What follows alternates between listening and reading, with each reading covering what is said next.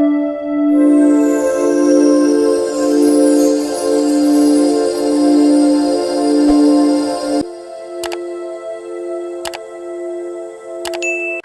वालेकुम, मेरा नाम इरम फातिमा लगारी है। मैं साइकोलॉजी प्रैक्टिशनर हूँ।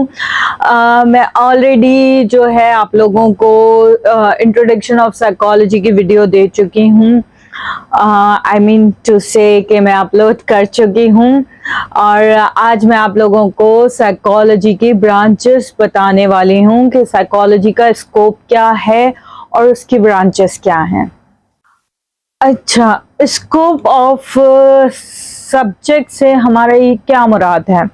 स्कोप ऑफ सब्जेक्ट जो है हम इन 2 पॉइंट्स में क्लियर कर सकते हैं कि पहला पॉइंट ये है कि ऑपरेशन एंड एप्लीकेशंस की limit of operations and application, और second point the branches means topic and subjects with which it deals, मतलब कि किस उसमें सब्जेक्ट और टॉपिक आप डील कर रहे हैं। अगर हम इसकी एग्जांपल ले लें तो क्लिनिकल साइकोलॉजी है, तो क्लिनिकल साइकोलॉजी में हम ज़्यादातर क्लिनिकल पेशेंट्स को डील करते हैं, तो वो उसकी एक ब्रांच है और इस टॉपिक में सब्जेक्ट में हम इसको डील कर रहे हैं। अब हम आ जाते हैं ब्रांचेस ऑफ साइकोलॉजी पे। तो ये जो सब्जेक्ट साइकोलॉजी है ये ग्रुप किया है डिफरेंट ब्रांचेस के ऊपर, और ये लोगों की आसानी के लिए किया गया है और स्पेशलाइजेशन के लिए किया गया है कि लोग एक स्पेसिफिक ब्रांच में स्पेशलाइज्ड हो जाएं। और इसको जो है डिवाइड किया गया 2 ग्रुप्स में, एक जो है प्योर साइकोलॉजी है और एक जो है अप्लाइड साइकोलॉजी है। अब हम बात करते हैं प्योर साइकोलॉजी की। प्योर साइकोलॉजी क्या है? जो साइकोलॉजी की एक ब्रांच है। जैसे कि मैंने आपको पहले ही बताया है कि हर साइकोलॉजी जो है डिवाइडेड की है 2 ग्रुप्स में, जो कि प्योर साइकोलॉजी होती है और अप्लाइड साइकोलॉजी होती है। तो प्योर साइकोलॉजी जो है हमें एक फ्रेमवर्क प्रोवाइड करती है जिससे हमें मवाद मिलता है, यानी कि हमें टेक्निक्स का पता चलता है जो कि दूसरे साइकोलॉजिस्ट होते हैं जो रिसर्चर्स के ज़रिए हमें बता रहे होते हैं, टेक्निक्स एनालाइज करने की, असेसमेंट करने की, मॉडिफिकेशन की और इम्प्रूवमेंट ऑफ बिहेवियर की। अब बात आ जाती है अप्लाइड साइकोलॉजी की। अप्लाइड साइकोलॉजी जनरेट जो होती है वो होती ही प्योर साइकोलॉजी से है, क्योंकि वो जब थ्योरीज देते हैं, टेक्निक्स बताते हैं, रिसर्च करते हैं, तो उसको लेकर फिर शेप दिया जाता है और फिर उसी साइकोलॉजी के रूल, प्रिंसिपल और उन्हीं थ्योरीज के ऊपर रियल लाइफ में उसको अप्लाई किया जाता है। इसको अप्लाइड साइकोलॉजी कहा जाता है।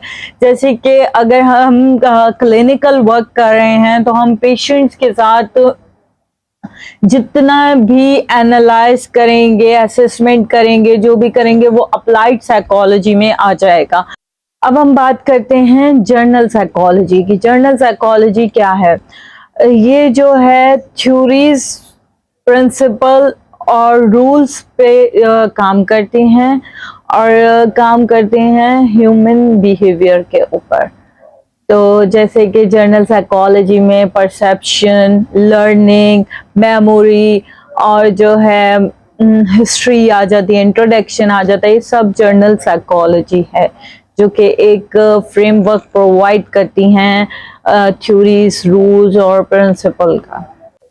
अब आ जाते हैं हम एबनॉर्मल साइकोलॉजी पे। एबनॉर्मल साइकोलॉजी जो है वो डिफाइन करती है ह्यूमन एबनॉर्मल बिहेवियर को, उनकी सिम्टम्स को, उनकी ट्रीटमेंट को, कि एबनॉर्मल साइकोलॉजी में ही उनका ट्रीटमेंट स्टाइल आ जाता है कि उनके ट्रीटमेंट को, उनकी थेरेपी को, इस सब को जो है एबनॉर्मल साइकोलॉजी डिफाइन करती है। और ह्यूमन का बिहेवियर, के लोगों का बिहेवियर अपने एनवायरनमेंट के साथ कैसा है, क्या है, ये सब एबनॉर्मल साइकोलॉजी में आ जाता है।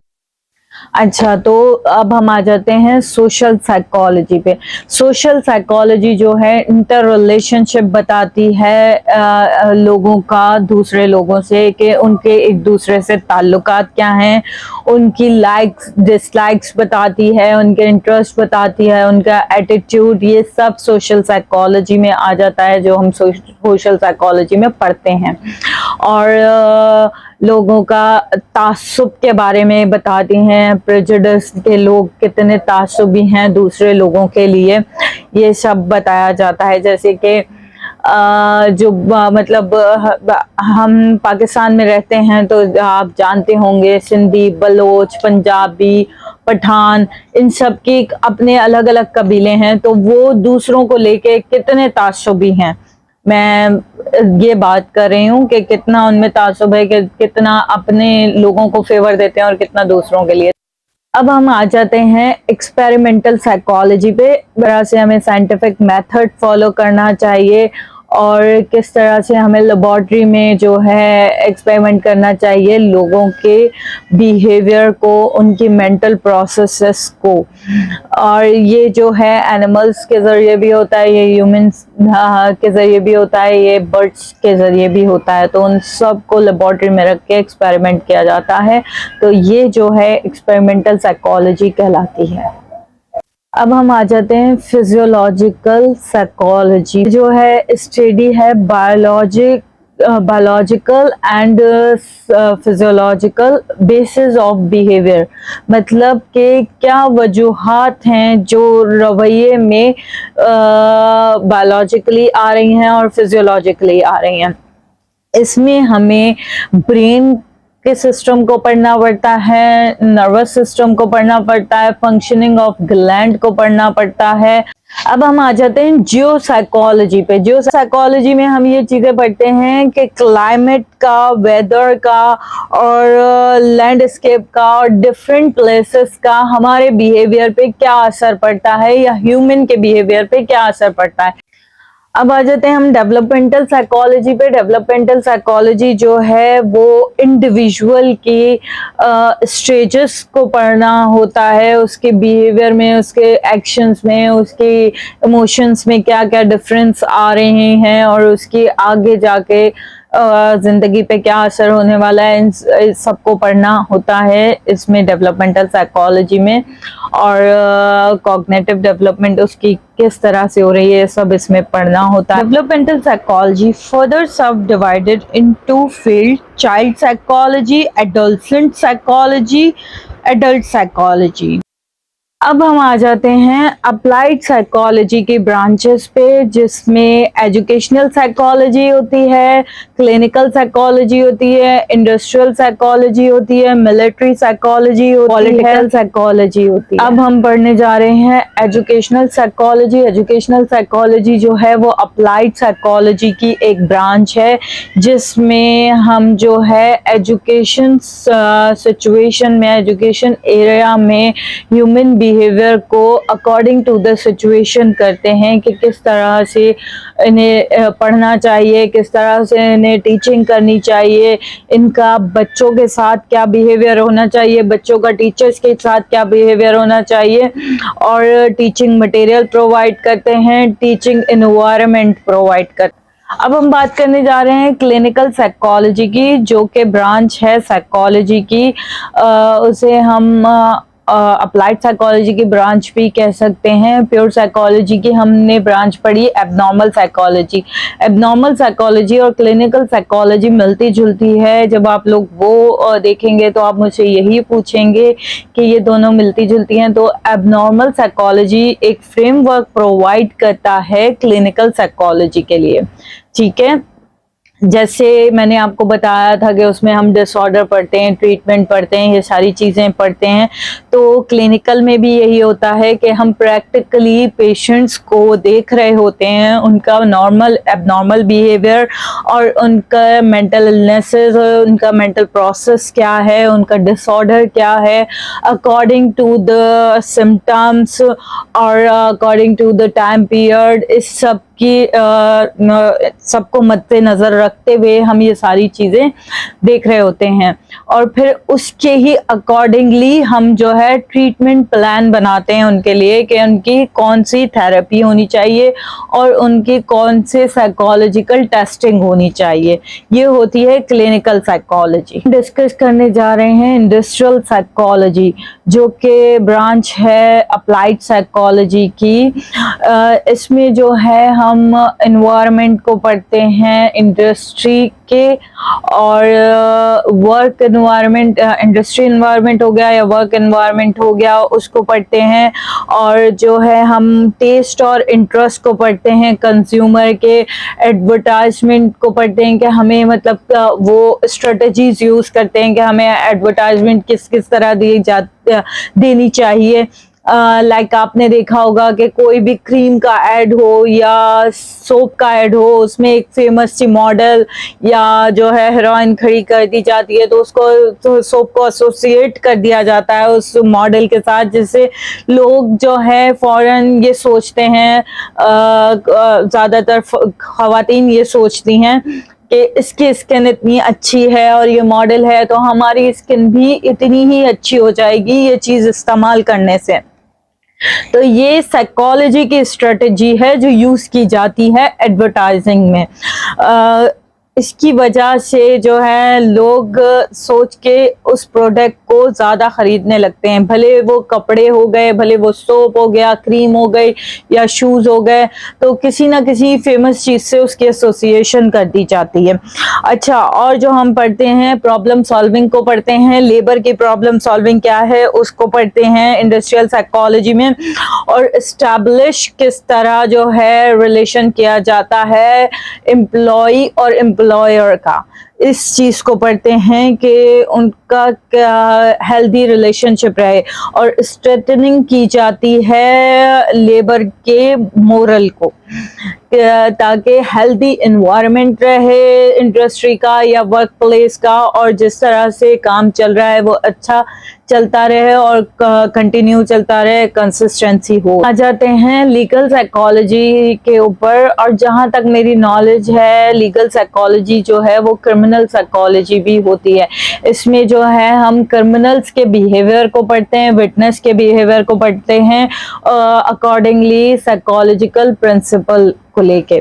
ठीक है, मतलब कि ये जो क्रिमिनल है इसकी पर्सनालिटी कैसी होगी, कितना सच बोल रहा है, कितना झूठ बोल रहा है, इसका ये बिहेवियर है तो ये क्यों है, उसके थॉट्स क्या हैं, उसके इमोशंस क्या हैं। विटनेस का भी इसी तरह पढ़ा जाता है, इसी तरह एनालाइज किया जाता है। ये अप्लाइड साइकोलॉजी में हर चीज़ एनालाइज होती है, तो इसी तरह एनालाइज किया जाता है कि इसका बिहेवियर क्या है, ये विटनेस जो है ये सच बोल भी रहा है या नहीं बोल रहा है, इसके खुद के इमोशंस क्या हैं, इसकी खुद की पर्सनालिटी क्या है, ये सब जो है इसमें पढ़ा जाता है। और इसमें पूरी ये एक ब्रांच है, इसमें बहुत ज़्यादा स्टडी होती है, फर्दर स्टडी होती है। जब कभी मैं आपको ब्रांच ऑफ साइकोलॉजी के स्पेसिफिक सब्जेक्ट के बारे में लेक्चर्स बनाऊंगी तो फिर मैं क्रिमिनल साइकोलॉजी को भी अलग डिफाइन करूंगी आप लोगों के लिए। अब हम पढ़ रहे हैं मिलिट्री साइकोलॉजी होती है, जो कि टेक्निक्स और प्रिंसिपल यूज करके जो हमारे सोल्जर्स होते हैं उनकी साइकोलॉजी पे काम करते हैं, और जो हमारे सिविलियंस हैं उनकी साइकोलॉजी पे काम करते हैं कि ड्यूरिंग वॉर और नॉर्मल सिचुएशन में इनको किस तरह रहना चाहिए और कैसे, कितना ये डिस्टर्ब हो रहे हैं, कितना नहीं हो रहे, ये वॉर के काबिल हैं या नहीं है। ये काबिल का मतलब ये है कि ये उस सिचुएशन में नॉर्मल हैं या नहीं हैं, अगर उनका कोई एबनॉर्मल बिहेवियर है या वो अपने आप को सही नहीं रख, साइकोलॉजिस्ट की जो है रिपोर्ट ली जाती है कि ये जितने भी मिलिट्री के लोग हैं वो वॉर के टाइम पे जा सकते हैं या नहीं जा सकते हैं। वैसे तो मैं मिलिट्री में रही नहीं हूँ, मगर यहाँ से जितना मैंने पढ़ा है तो ये यही सब कुछ बोलता है कि मिलिट्री वालों के ऊपर या सिविलियंस के ऊपर भी साइकोलॉजिस्ट जो हैं वो काम करते हैं, और वो इस तरह से काम करते हैं कि उनकी साइकी इस टाइम पे क्या चल रही है, उनका बिहेवियर क्या है, उनके इमोशंस और थॉट्स क्या चल रहे हैं, उन्हें वॉर करनी चाहिए या नहीं करनी चाहिए। पॉलिटिकल साइकोलॉजी जो है वो भी अप्लाइड साइकोलॉजी की ही ब्रांच है, जिसमें हम जो है डायनेमिक ऑफ ग्रुप बिहेवियर को पढ़ते हैं, judgement of the public opinion के पब्लिक ओपिनियन पे जजमेंट हो रही होती है, क्वालिटी ऑफ लीडरशिप होता है, और जो है साइकोलॉजिकल रीजन ऑफ प्रोपोगंडा और सजेशन दी जाती है डिप्लोमेसी की।